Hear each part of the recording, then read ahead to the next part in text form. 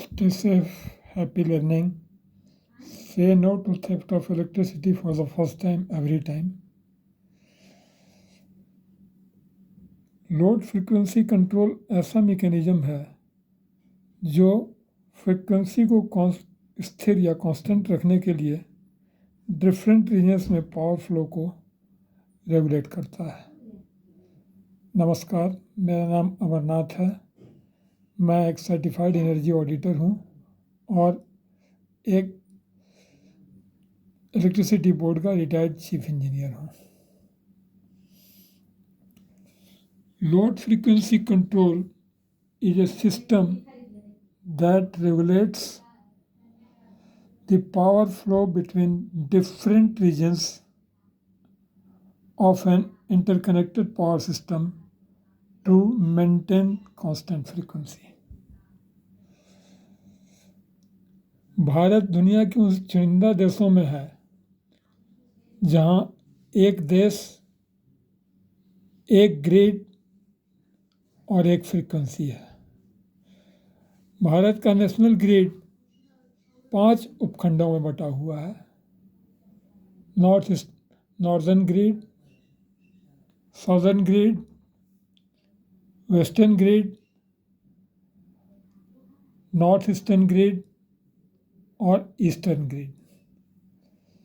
इसमें ये different private players के या पीपीपी मोड के या पब्लिक सेक्टर मोड के जनरेटिंग यूनिट सभी में ये गोल से बॉक्स जो आपको दिख रहे हैं ये जनरेटिंग यूनिट्स हैं। जनरेटिंग यूनिट्स सब में जुड़े हुए हैं और पूरा देश एक फ्रीक्वेंसी पर काम करता है। अमेरिका जैसे देश में भी पूरा देश एक ग्रिड पर नहीं है। ऐसा होता तो 2020 के टेक्सास पावर फेलियर में 24 दिनों तक टेक्सास को बिना बिजली के नहीं रहना पड़ता।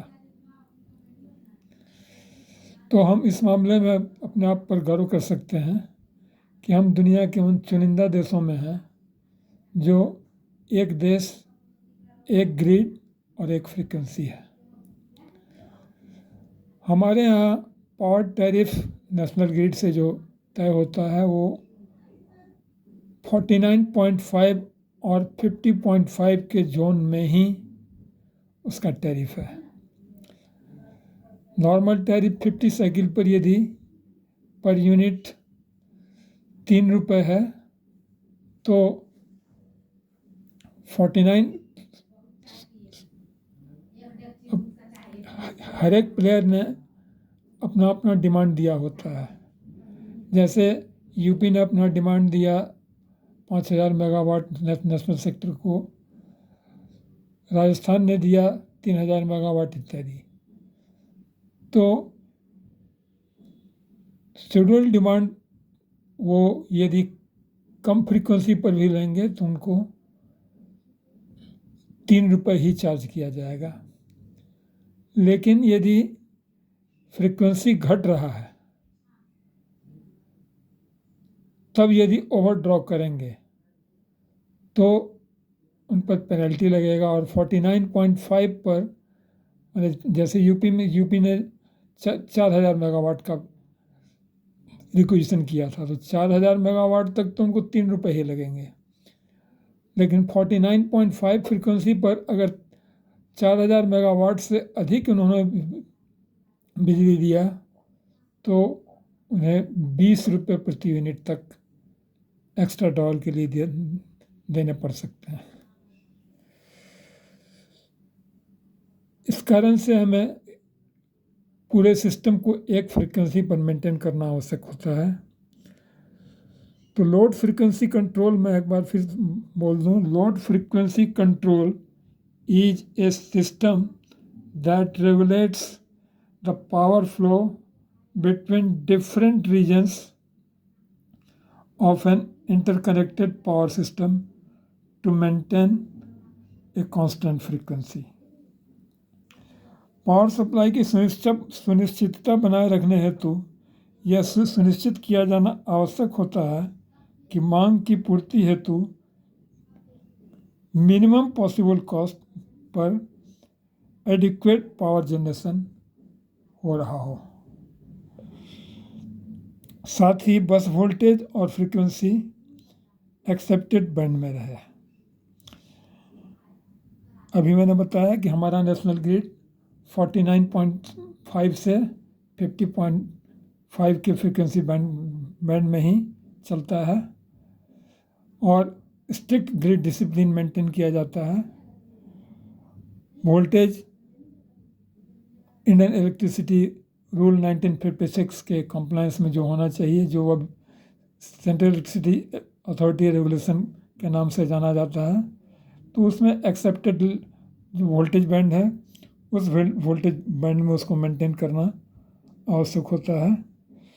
इंटरकनेक्टेड सिस्टम में लोड फ्रीक्वेंसी कंट्रोल अत्यंत महत्वपूर्ण होता है और इसके माध्यम से पूरे जोन में फ्रीक्वेंसी एक एक्सेप्टेबल बैंड में रहता है। साथ ही यह सुनिश्चित करता है कि सभी क्षेत्रों के फ्लक्चुएटिंग पावर डिमांड के जनरेटर आउटपुट को नियंत्रित करके पूरा किया जा सके।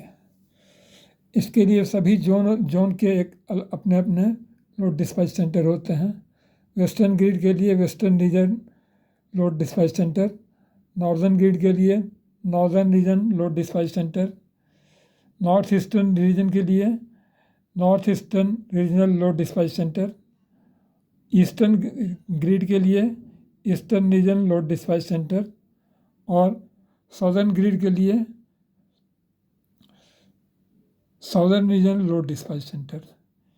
ये सभी लोड डिस्पैच सेंटर NLDC या नेशनल लोड डिस्पैच सेंटर से जुड़े होते हैं और उनसे कमांड पाते हैं। इनके कमांड के अनुसार ही एक रीजन दूसरे रीजन को मेगावाट, MVA या मेगावार की आपूर्ति करता है या मेगावार को ड्रॉ करता है। सिस्टम स्टेबिलिटी के लिए फ्रीक्वेंसी मेंटेन अप करना आवश्यक होता है और मेगावार कंट्रोल करने के लिए, जैसे ये जनरेटर है, तो इस सिस्टम को यदि इस सिस्टम में ओवरड्रॉल हो रहा है वो मेगावार का वार पावर मतलब रिएक्टिव पावर का,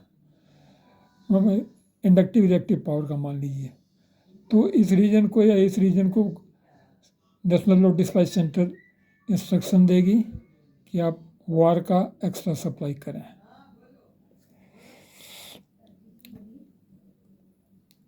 सभी क्षेत्रों के फ्लक्चुएटिंग पावर डिमांड्स को जनरेटर को आउटपुट को नियंत्रित करके पूरा किया जाता है। इस बैलेंस को मेंटेन करने हेतु 3 लेवल पर कंट्रोल किया जाता है, जो प्राइमरी, सेकेंडरी और टेरशरी कंट्रोल कहलाता है। प्राइमरी कंट्रोल कुछ सेकंड्स के अंदर रिस्पॉन्ड करता है, मतलब जैसे इस सिस्टम का फ्रीक्वेंसी यदि ज़्यादा हो रहा है तो फ्रीक्वेंसी ज़्यादा होने का मतलब है कि लोड घट रहा है, तो प्राइमरी कंट्रोल क्या करेगा, गवर्नर ऑपरेट करके स्टीम के इनपुट को कम कर देगा। तो प्राइमरी कंट्रोल कुछ सेकंड के अंदर रिस्पॉन्ड करता है, जिससे जनरेटर का पावर आउटपुट टरबाइन के स्पीड गवर्नर के माध्यम से कंट्रोल किया जाता है। इसे ड्रूप कंट्रोल भी कहते हैं। ड्रूप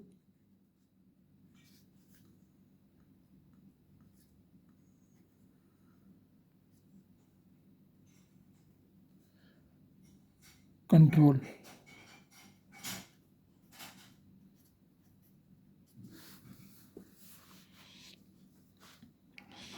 प्राइमरी कंट्रोल कुछ सेकंड के अंदर रिस्पॉन्ड करता है, जिससे जनरेटर का आउटपुट टरबाइन के स्पीड गवर्नर के माध्यम से कंट्रोल किया जाता है। Secondary frequency control automatic control होता है और रीजनल लोड डिस्पैच सेंटर से कमांड दिए जाने के 5-10 मिनट के अंदर रिस्पॉन्ड करता है, जिससे इंटरकनेक्टर्स में बिजली का प्रवाह एक्सेप्टेबल फ्रिक्वेंसी जोन में आ जाए। टेरशरी कंट्रोल तब एक्शन में आता है जब सेकेंडरी कंट्रोल फ्रिक्वेंसी मेंटेन करने में असमर्थ होता है। इसका रिस्पांस टाइम 10 मिनट से 30 मिनट होता है और इसके ऑपरेशन में आने के उपरांत आवश्यकता के अनुसार जनरेशन रीशेड्यूलिंग या लोड शेडिंग की जाती है। जनरेशन रीशेड्यूलिंग का मतलब है कि मान लिया किसी जोन में अचानक बहुत मेजर ब्रेकडाउन हो गया, तो मेजर ब्रेकडाउन होने के कारण डिमांड बहुत घट जाएगा। तो डिमांड घटेगा तो फ्रिक्वेंसी बढ़ जाएगा। तो इसको रीशेड्यूलिंग करने के लिए दूसरे रीजन को कहा जाएगा कि आप एक्स्ट्रा लोड ड्रॉ कीजिए, या सडनली कोई यूनिट वेस्टर्न किसी ग्रिड में हो सकता है, सडनली कोई यूनिट या कुछ यूनिट ब्रेकडाउन में चले गए तो फ्रीक्वेंसी लो होने लगेगा। तो टेरशरी कंट्रोल डिफरेंट जोन को इंस्ट्रक्शन देगा कि आप अपने हाथ से पावर यहाँ सेंड कीजिए, या फिर पावर अवेलेबल नहीं होगा तो इस जोन में लोड शेडिंग किया जाएगा। इस वीडियो में इतना ही। Thank you. Stay safe, happy learning. Please check your subscription so that you don't miss next video from this channel. Thank you very much.